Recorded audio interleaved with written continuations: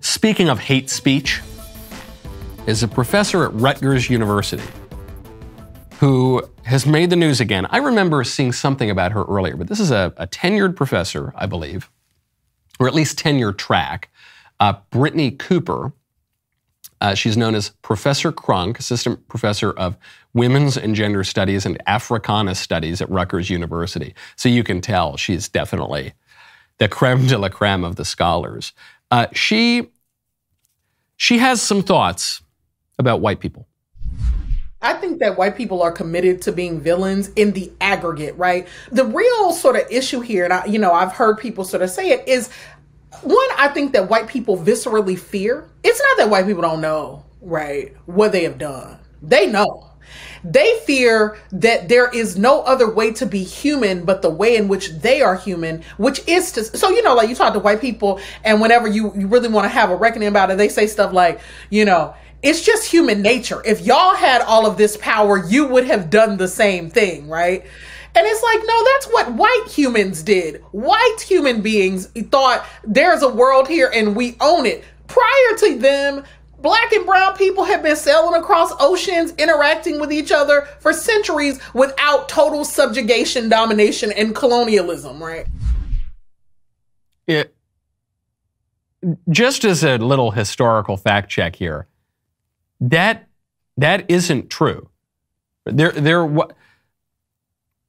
You did not have Black Africans crossing the Atlantic Ocean to interact with the Americans. That never happened. You didn't have Native Americans crossing the ocean to interact with Europeans and Africans. That didn't happen. What she's saying is white people are the problem. They're uniquely bad. It isn't just human nature. Listen to what she's saying. She's not saying, look, this is a fallen world, and there but for the grace of God go I, and some people, a lot of power can corrupt people sometimes. And no, she's saying it's just white people. White people are bad. Black people, non-white people in general, are good. She goes on about power. I do think that all of us can sort of agree that a politics that says like there are superior and inferior human beings just isn't the way to go. And that's the thing that white people don't trust us to do because they are so corrupt. Their thinking is so morally and spiritually bankrupt about power that they can't they fear viscerally, existentially letting go of power because they cannot imagine that there's another way to be. It is either that you dominate or you are dominated. And isn't it sad that is spiritually who they are and that they can't imagine a sort of more expansive notion of the world? The thing I want to say to you is we got to take these motherfuckers out. But we can't say that, right? We can't say, I don't believe in a project of violence. I truly don't. Because I think in the end that our souls suffer from that. But you did just say that. you just said, you accused white people of viewing power dynamics as a relation of the dominant to the dominated, and how people have to hold on. The white people believe you have to hold on to power. You're not willing to let it go. Because these white people believe if you let it go, then the people you give the power to are just going to want to take you out. And also, I want to take these mother effers out. So she does and she says, I can't say that. But you did just say that. And that is obviously what you believe.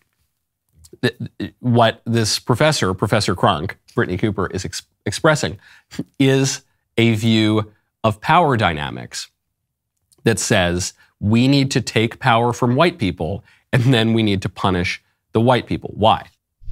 There were people out here making worlds, Africans and indigenous people being brilliant and, libraries and inventions and, vibrant notions of humanity and cross-cultural exchange long before white people showed up being raggedy and violent and terrible and trying to take everything from everybody.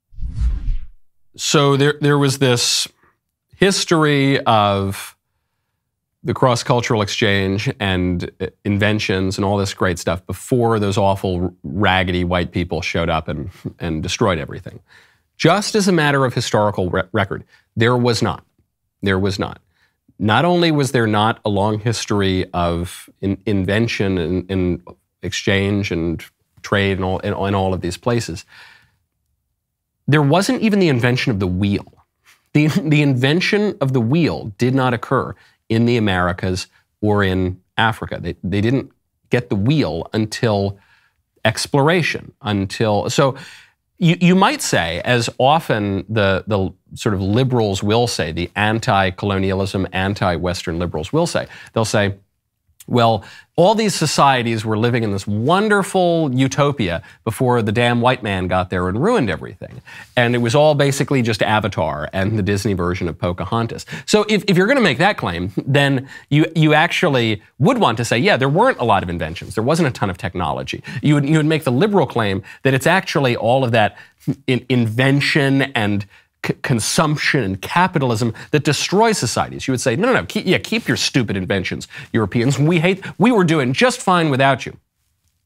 That would be one version of the argument. Or the other version of the argument they could make is, no, we had this thriving, wonderful society with all of these inventions and all of this technological progress, and then you terrible white people came in and screwed it all up. But then if you make that argument, then you can't attack modern capitalism and modern technology and modern industry, as very often the people who make these kind of arguments do. And here, Professor Cooper is trying to make both simultaneously, and it doesn't work. It does not hold up. So what is the upshot of all of this? I mean, she's not making very good arguments. What is the end game here? White folks are not infinite and eternal, right? They ain't gonna go on for infinity and infinity. And that's super important to remember, that white colonialism and imperialism has a beginning.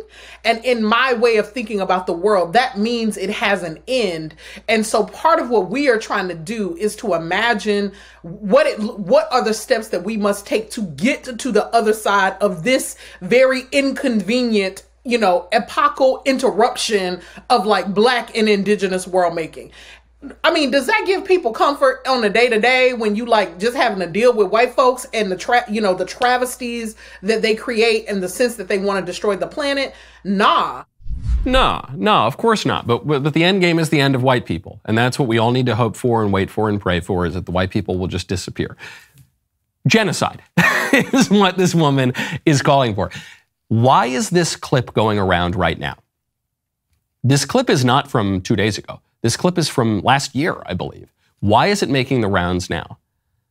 It's more important that it's making the rounds now than that it made the rounds a year ago, because it's been out there before. And this woman, if she were a different race, making comments about people of another race, would be not only fired from her job, of course she would be banned from everywhere. She would be kicked off of all social media. She would probably be kicked out of her neighborhood. She would probably be debanked, okay? She would be removed from society, and she is not.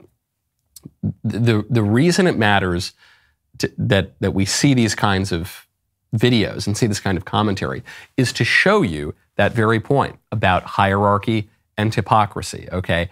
The liberal media want to whip us up into a frenzy about anything that you possibly could see on the right. Meanwhile, the things that they say, the things that they do are so much more egregious. And it's why I can't get worked up. It's why I simply, to get right back to the first story of the show, I cannot get worked up about the things Trump does. Trump is a freaking choir boy compared to the libs. The stuff that Trump says, the tweets, the mean tweets, the things about people's faces, the tax issue that he had, so he's got this minor tax fine. It's nothing compared to these people. The fact that, I don't know, there was some story about the Republicans pressuring someone to do, I don't even know. Remember, what was the first impeachment thing that they tried? It doesn't even matter when you look at the corruption of the Democrats, when you look at the way that the Democrats and potentially the government now, it seems, were pressuring social media to rig their elections for. It's just, I don't care. Because whenever we cover these stories, the Democrats will say, and the libs and the people on social media, Michael, you can't suggest there was a problem with the election. You have to go out, you've got to constantly attack Republicans whenever they say anything that is not totally approved by Twitter and Facebook. I don't want to hear it. Listen to the absolutely vile rhetoric coming out of this woman's mouth. The fact that no one has cared, it's been out there for a year, that tells you more than anything that she or any Republican has to say. Now, it's Woke Wednesday. We have a great presentation today to educate all of us, to open up our minds. From Love, Don't Judge, okay? I want you to have your consciousness elevated with me. We're gonna reserve our judgment. We're gonna see how long we can reserve our judgment while watching this. The rest of the show continues. Now, if you're not a member, click the link in the description and join us.